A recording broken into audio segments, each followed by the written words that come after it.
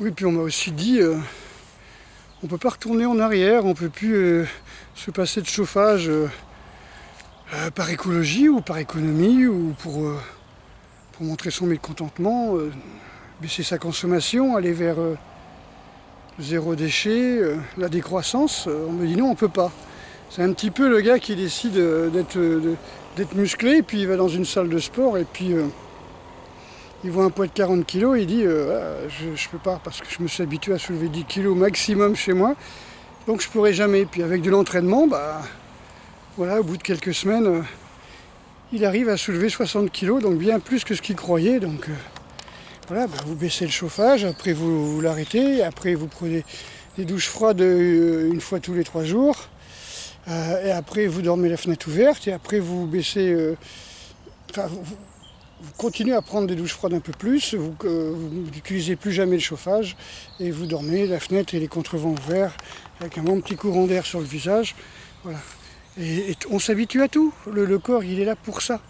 Et puis déjà, si vous arrêtez de bouffer des saloperies qui épuisent votre système physiologique, on va dire, votre énergie elle passerait à vous chauffer. Et vous éviterez de faire de la graisse jaune, hein, comme les poulets d'élevage, hein, comme tous les animaux domestiques. Hein. Vous ferez plutôt de la graisse brune, comme les animaux sauvages, comme les oiseaux libres. D'accord? Donc ça, j'invente absolument rien. Si vous voulez vraiment devenir fort et arrêter d'être des fragiles, arrêtez de vous fragiliser en bouffant des saloperies du supermarché qui sont surcuits, bourrés de sucre. Arrêtez les merdes comme le Coca, les McDo, les saloperies pareilles, quoi. Déjà mangez bio, quoi. Je veux dire, on a une génération, voire deux, complètement fragilisée par des parents qui n'ont pas bouffé bio, parce que dans les années 50, 50-60, c'était plein de pesticides, hein. Ça commençait là avec un paquet de merde, hein. Donc c'est des gens qui sont nés dans les années 70, hein, et puis donc ont eu des mômes dans les années 90, donc on sait que cette génération-là, elle est sous-vitalisée.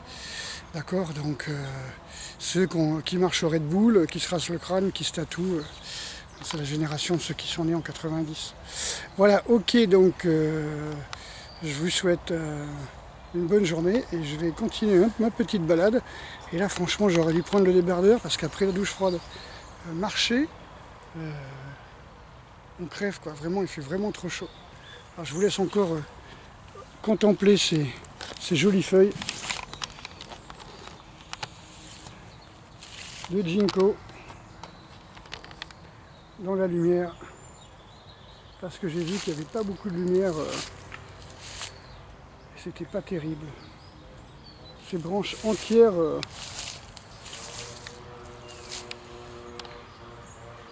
voilà. Donc à bientôt.